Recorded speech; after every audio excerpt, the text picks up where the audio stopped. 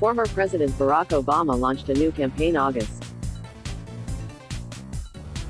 26 called Redistricting U to combat partisan gerrymandering in key battleground states that Democrats hope to win in the 2020 presidential election and beyond.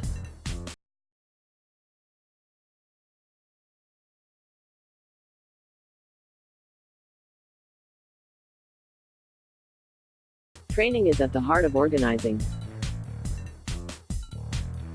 It's why I've always made it a priority, from my 2008 campaign until now, Obama wrote on Twitter on August 26. The movement for fair maps will determine the course of progress on every issue we care about for the next decade. And we can't wait to begin organizing when the redistricting process starts in 2021. We need to build this movement from the ground up, right now, Obama said on the website. Obama and Democrats have been pushing voting reform, including felon re-enfranchisement and, in some places, lowering the voting age from 18, in order to boost turnout and promote their party's get-out-the-vote efforts. Obama's activist group, Organizing for Action, joined forces earlier this year with his former Attorney General Eric Holder's group, National Redistricting Action Fund, NRAF, to combat gerrymandering.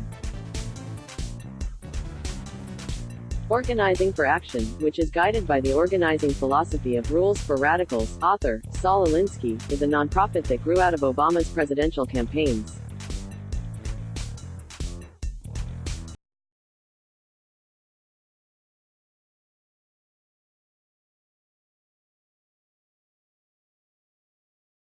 Redistrict U is part of the All on the Line campaign that aims to defend the Affordable Care Act, curtail gun violence, and expand voting rights.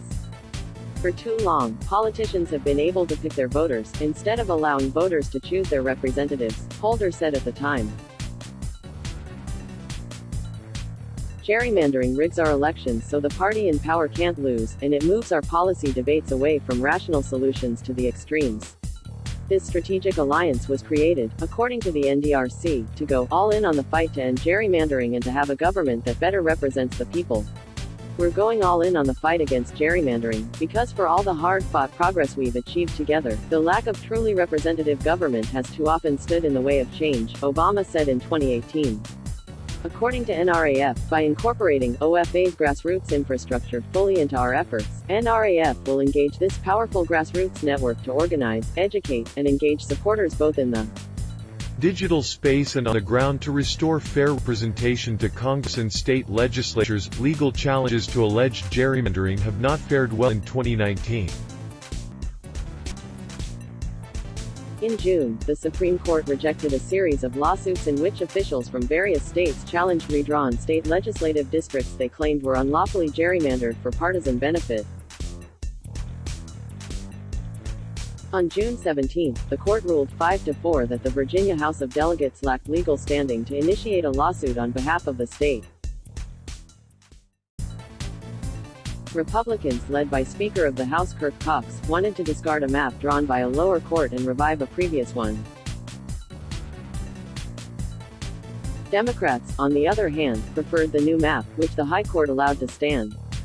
On June 27, in a 5-4 opinion written by Chief Justice John Roberts, the Supreme Court held that partisan gerrymandering claims present political questions beyond the reach of the federal courts.